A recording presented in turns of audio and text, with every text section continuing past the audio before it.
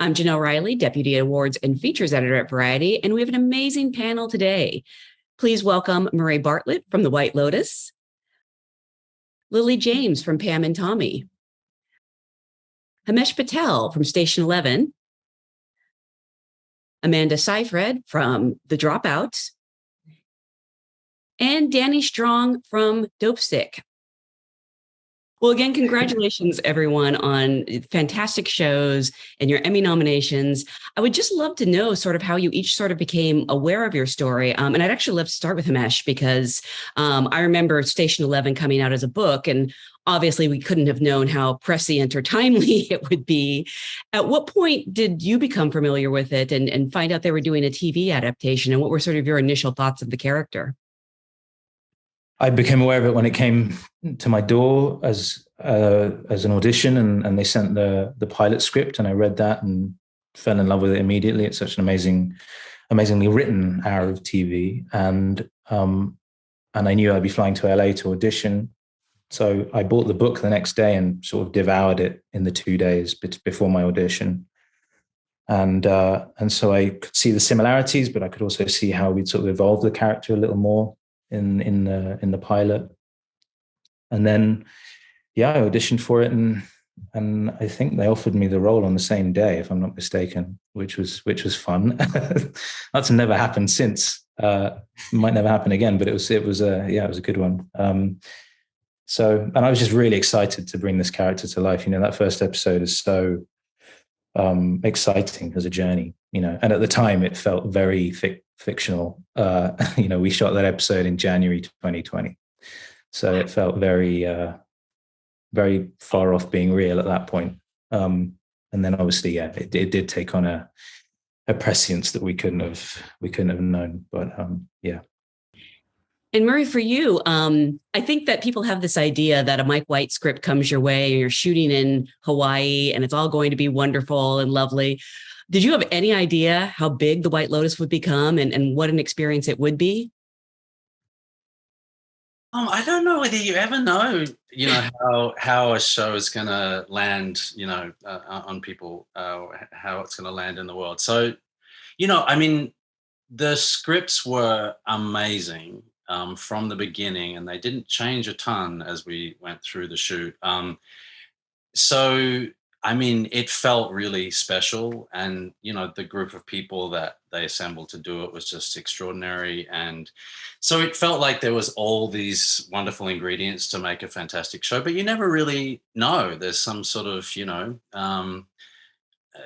magic and all sorts of things that come together or not to make something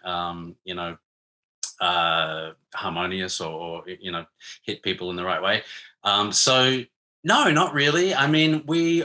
It was also just such a bizarre time because the auditions for White Lotus came very early on in the pandemic. So, I felt like maybe we weren't going to work for a while, or the industry was going to shut down for quite a while. Like, I was sort of thinking of other, career opportunities at that point. We were all so filled with joy to be pulled out of our COVID pods and whisked away to Hawaii with these amazing scripts and this, this incredible group of people. So it did feel like it had some surreal magic around it because it was such a bizarre and great experience in the midst of a global pandemic. And then as we went along, it was really fun. I was saying this before, Mike is such a genius, I think, and also just determined that everyone has a great time in the stuff that he does. And we did. We played, he just sort of sets up this feeling of like you're in this giant playpen together and you can just, play. So we did. So it had a lot of good energy around it. We all came to it with such kind of glee, I guess. But it's still like up until it could have been a show that became a niche show. Like I always marvel at how in one of Mike's previous shows, Enlightened, didn't hit a bigger audience, because I just absolutely love that show. So, and Mike said when the show came out, when White Lotus came out, and it was getting really great responses from a wide group of people, he was like, I'm sort of mystified as to why this one's hitting. I feel like I've been doing this kind of work for years. So yeah, it was unexpected and not all at the same time, I guess, because it was such brilliant material. But then, you just never know. And Danny, with Dopesick, it's so interesting to me because I've tried to understand this story before, if that makes sense, of the Sackler Empire and exactly everything they did. And it's so dense and it's so frankly evil that I couldn't wrap my head around it. How did you sort of know that you wanted to tell this story and approach it in the way you did, which was so character driven and made it so personal and understandable? Yeah, so it originally came to me from John Goldwyn. He was a wonderful producer, and there had been this big article about the Sacklers in the New Yorker by Patrick Radden Keefe. It kind of blew the Sackler story up nationally. And he talked to me about doing a movie on the Sacklers. So I read the article. There have been a number of books written at this point. I started doing a dive into it, and I was completely shocked, stunned, horrified by what one company that was micromanaged by one single family had done to this country. It's truly, Alex Gibney made a documentary on it called The Crime of the Century. And it really is the crime of the century and one of the greatest crimes of all time. And this was 2018, and they had seemingly gotten away with it. There were very few repercussions for them. And once I read about these two investigations into them that had occurred many years earlier by these two prosecutors and by a DEA agent, I thought to myself, oh, there's like maybe a way into this story that could give it an engine that's actually entertaining, not just this horrifying, one of the most awful stories in American history. How do you dramatize that, right? So once I saw that there was, a potential thriller way into it, I thought, okay, well, look, if there's these investigations, then I can do the story of the Sacklers. Is sort of this warped, weird succession story. And with those three stories going that have some real entertainment value, then I could really pay homage to the tragedy of what they did and have the story of the victims. And I thought intertwining those four stories could have a dynamic tone to it, because each of those four stories have, tonally different elements to it. And then by doing the story of the victims with composite characters, I could then do some really rich character-driven pieces as well that could tie into, the nature of addiction and do that from a character-driven place as opposed to, just the procedural element of what I thought the prosecutors and the DEA agent story would be. So it was really a multidimensional tone, and that's why I thought, okay, well, I'll have these four intertwining stories. But the prosecutors and the DEA agent story were in different time periods. So then I thought, okay, I'll just do them in different time periods. And once I started writing it, it was really complicated, really challenging. And I had this moment of like, oh, what did I get myself into with these three different time periods? And I kept lying to Hulu the whole time. I'm like, that's going to be great. It's going to be great. Don't worry. It won't be confusing. And it wasn't really till I was in post that I really was able to make the timelines truly work in a way that I think wasn't confusing.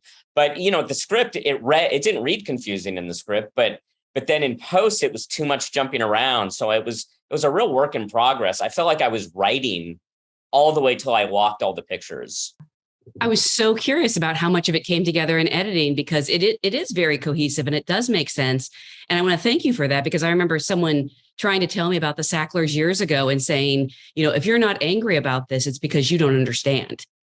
And I was like, you're absolutely right. I don't. It's enraging. It is such a shocking story. And I did have a feeling that if I could get this right, I could really give them the trial that they never had. And that was a big goal of mine, was I'm going to give this family the trial they never had, in the hopes that it would create, a new sense of awareness of what I perceive to be the crimes, of this company that was, like I said, micromanaged by this family. Absolutely. And Amanda, similarly for you with the Dropout, I sort of knew a little bit about Elizabeth Holmes, or I thought I did. And I was surprised by how much I learned, not just about the case, but her, Elizabeth herself. Going into this, what did you know or think you knew about Elizabeth, and what attracted you to the project? I knew as much as Alex Gibney taught me, and John Carreyrou taught me, and Rebecca Jarvis and her podcast taught me. It was just so much information, but I really got to know her through the script, because the imagined reality seems so beautifully possible that I didn't really need to know. I didn't need her at all at that point. I just felt like whatever Liz Merriweather was creating was who she was, for my sake, for the sake of the show, in order for me to be able to play this person realistically, give this person inner life that we hadn't really gotten from the perspective of the doc, the book, and the podcast, because that's just journalistic. That's a very specific side of things, and that's the only reason to make a show based on somebody is to find something new out, to find a way around them, in a way that makes us feel for them in a way that we didn't as audiences of everything else. So that's it was Liz Merriweather's version of Elizabeth Holmes, and that's how I got into her. But I will say, like, those deposition, like when you watch someone in a deposition, the camera does not move. You have all the control. That person is just sitting back and defending themselves, or explaining themselves. And it's the most incredible character research, because I just watched her be uncomfortable and fight and struggle with the questions and struggle with the answers and blink. And I was just like, oh, okay.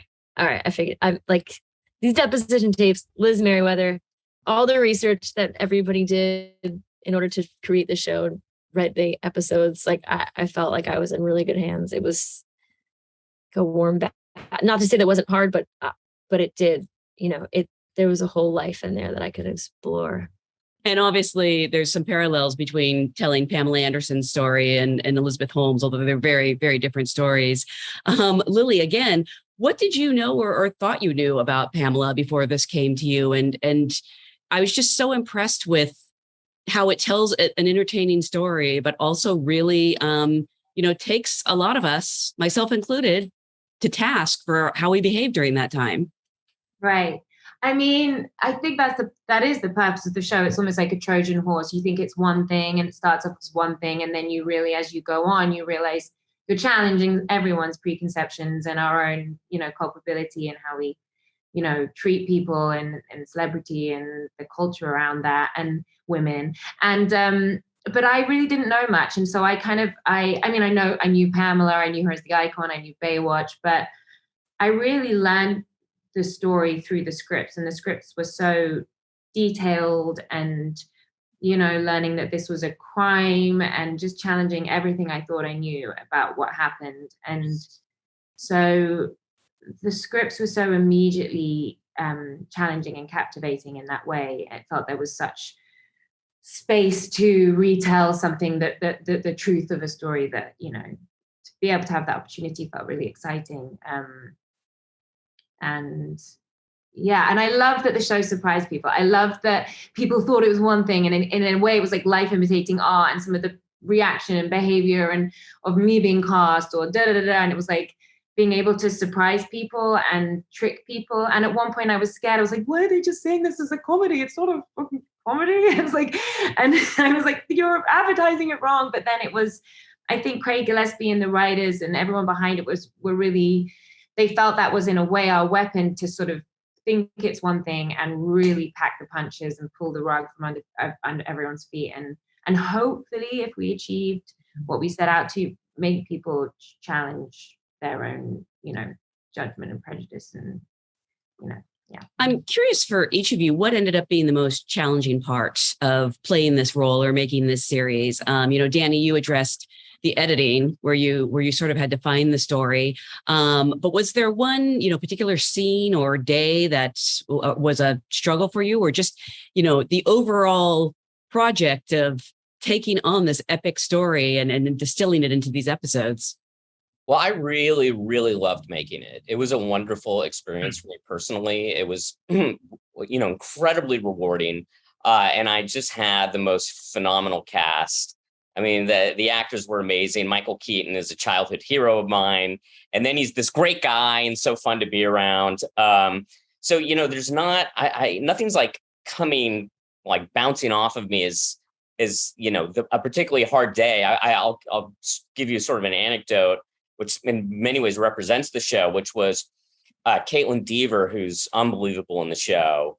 She had this scene where her dad throws her pills down the drain and she loses it. And in the description I just wrote, she becomes a rabid animal trying to get her pills back. And we set aside all this time for Caitlin because it was such an emotional scene. So we, if we were shooting a scene in 3 hours, we set aside 4.5 hours to do this particular scene because of how emotional it was. And then Caitlin Dever comes on set and does it in the first take. Wow. Like, unbelievable. And we all looked at each other like, what do we do now? All right, let's do it again. And we do it again, and it's just as incredible, maybe even better, maybe not. She's just an unbelievable actress. And that's what I had on this shoot, is I had these killer actors showing up with their A game, with so much passion for what we were all up to. And same with the crew. We were shooting in Virginia, which is where the show took place, which was ground zero for the opioid crisis. So we had so many members of our crew that were so impacted by the crimes of Purdue Pharma, and we all just felt like we were on this collective mission to tell this story. And it was really an honor to work on this piece as opposed to being really difficult. And we were doing it pre-vaccine, no vaccine in sight. And ours was the opposite of a bubble production. I had thousands of extras, 250 speaking roles from all over the country. And I thought, I just didn't think, how are we going to do this? Like, how can we pull this off? And then lo and behold, we never shut down. We were so lucky, but we were also diligent as well, because we really wanted to make sure we all told this story. So it was an amazing group effort. And Himesh, you have so many challenges, physical and otherwise, in the epic that is Station 11. I don't want to put words in your mouth, but I do want to touch on your scenes with the young actress that you share the first couple episodes with, because first of all, I can't believe you guys took a break for a year and she didn't age out of that role. It's so wonderful together. And they say, don't work with animals or children, which are actually two of my favorite things. So I think that's silly. But what was it like having such I want to say less experienced scene partner? Yeah, you wouldn't know it. I mean, she's a really special talent, Matilda Lawler. She was there from the beginning. We began the journey together. She's got a wonderful instinct and a really wonderful soul. She's very full of empathy and very curious and very committed to her craft. So it just felt like working with any other actor. I never at any point really. The only time I was reminded that she was a kid was when they had to take her off because, the time limitation. So then I would have to act with another child who wasn't saying the dialogue. So the dialogue's coming from over there and this child is just staring at me. That was very funny. But yeah, that it reminded me what I was missing, which was this amazing actress that I got to work with. And if we hadn't established what we established in episode 1, we wouldn't have had a show. The whole heart of the show is that relationship. And so we had to work quite hard at sort of crafting that relationship, and figuring out what those moments are along that journey in the first episode that bring them closer together. How do we make it that she trusts him, that it makes sense, that he's not just some creepy guy who's like offering to help her and it's a bit dodgy. She has to completely trust him. And what is it about him that causes her to trust him? All these little intricacies. And she had so many ideas and so much to bring to the table there. So yeah, I mean, she was the complete opposite of a challenge, really, to work with. So yeah, she was a joy. Yeah, I probably shouldn't have implied that was a challenge. No. Why don't you tell us what your biggest challenge was? I mean, for me, the challenge was when we came back after lockdown. And on one hand, it's the most wonderful thing that's ever happened to me. But my daughter was 6 weeks old when we flew out to Toronto to pick up the show again. And so I was working intensely for 2 months from, morning till night. We all know how it is.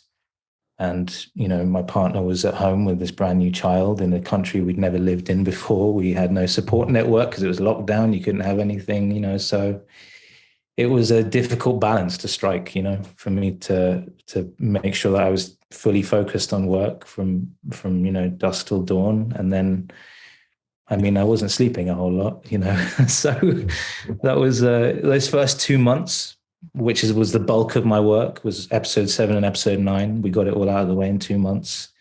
It was intense, but in a way, it meant that the stress that Jeevan was going through and the sort of the challenges of, ultimately he's dealing with a form of fatherhood, he's dealing with not quite knowing whether anything he's doing is the right thing and getting stressed out and making the wrong decision every now and then.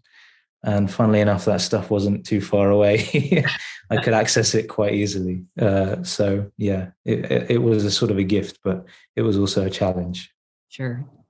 Amanda, what about for you? What was the most challenging part of playing Elizabeth or just making this series? I can't think of anything it is so hard to mimic somebody and have so much pressure on your shoulders. The show wouldn't work if I didn't work, and if people didn't believe me. And so it was like that. It was the challenge of like getting over my own fears of inadequacy. Like honestly, the hours were long. It was a lot of dialogue. It was a lot of walking, but I just had it was so much more fun than anything I've ever done. So it's like I don't look back and see anything as much of a challenge. It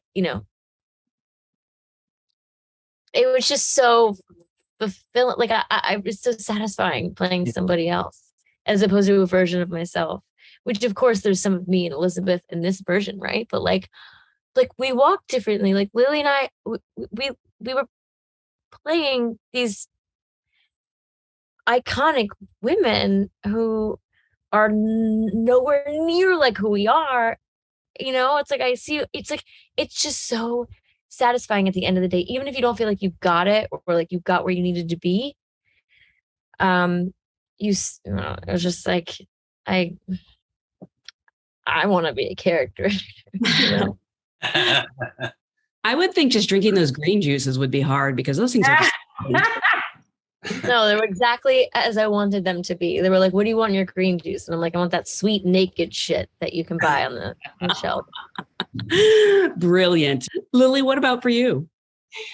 Oh, I was just nodding my head again with everything Amanda was saying. It's so true. It's so, at the time, I think it is the fear, like every day was trying to just perfect, and there's no such thing as perfecting like someone because we're all a million different things in that place, that playing a real person, you can't like pigeonhole it. But I was always just terrified that people wouldn't believe me as her, and the responsibility of playing a real person and wanting to do justice to their story and who they are and find their essence and not completely screw it up, and in doing so, the believability of the show. And And I guess I had like really long prosthetics. Like it would be like 4 hours. I mean, I had a forehead and then boobs. Sometimes, not all the time, thank God. They would just pad them up, and like teeth and contact lenses, and so I couldn't really see for the majority of the show. No, and and so there was a lot, and so the days were like crazy long, like 18 hours, 20 hours sometimes. So, but I would say that I'm so grateful I had Sebastian, who played Tommy Lee, because we felt like we were so joined in that like struggle and the joy of it and the pain of it and the like, and feeling like a custodian of this real person. And without him, I'd have been like lost. I wouldn't have. And it was such a great motivator, and he was so inspiring, and so it felt possible together. Fantastic. All these shows actually have amazing casts, amazing ensembles. Marie, for you, I think we sort of joke that, it couldn't have been that hard. You were off in Maui at a 5-star hotel, but your character goes through a lot and is honestly suffering a lot. I'm curious, what was the most challenging thing for you, but if you ever sort of took that home at the end of the day. I mean, I think you always do to a certain extent, and it can feel a little dark digging into the underbelly of characters at times. But we had so much fun on White Lotus, and because we were I don't know. I think it was that Mike White just set up this incredibly creative, playful atmosphere. So it was hard in that kind of joyful, playful atmosphere to take the stuff home. I mean, you want to sink into those sort of deeper moments, or deeper and darker moments. Obviously, the most challenging thing really on that show was the scheduling, because we were in this resort, this 5-star resort in Hawaii. It was ridiculous. It was embarrassing to talk about. I couldn't talk to people about it because we were in a pandemic, and I'm like, I'm going to Hawaii. It was just sort of crazy. But because it was COVID times, and we were in strict protocols, and the schedule was very tight, we were just shooting all over the place, and which is an amazing jigsaw puzzle to have to put together. And also, my character Armand goes on such a roller coaster ride emotionally and with drug taking. So I really had to kind of map that out. Like, this scene I'm on downers, and this scene on uppers, and like really kind of try and keep tabs on how that all kind of played out, because we were, some days shooting from all 6 episodes. There were challenges, as there always are, but it was really like literally waking up every morning and looking out the window, seeing palm trees, realizing we were in a global pandemic, and being like, oh my God, I want to cry. I feel so lucky. I would actually think the biggest challenge would be when the show starts airing and people keep bugging you to know who's died. Yeah, it wasn't so much that, it was people saying, was that you doing that in the suitcase? I was going to ask how that was done. Such a bizarre question. I mean, we're actors, I don't know that anybody would ever be asked to do that, but yeah. I mean, I don't know. I always just said to people, I don't want to break the mystery, but it was definitely my leg muscles that kept me in that position for an extended period of time, which I'm very proud of. But no, there was definitely CGI involved. And also Mike White, on the day that final episode aired, when I'm doing the suitcase business, he called me terrified that I hadn't seen it, because when we were shooting it, we did lots of different coverage. And then we did, this sort of wider shot. And he was like, we're going to do this shot, but we're never going to use it. So like, don't worry about it. So that's sort of the shot, the most sort of extended shot that they use, which is the right shot to use. And it's like shocking and amazing and like bizarre.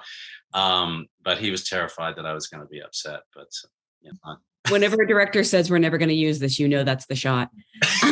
Yeah, exactly. I learned that. Yeah.